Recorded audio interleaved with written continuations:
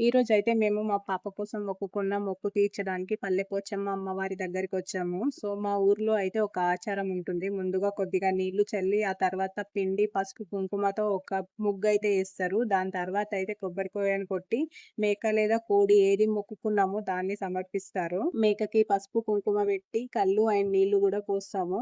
తర్వాత మేక పైన కొన్ని వాటర్ చల్లుతారు. మేక అయితే దడదడి తీసుకోవాలి. దడదడి తీసుకోకపోతే మేమైతే అసలు కట్ జేయము.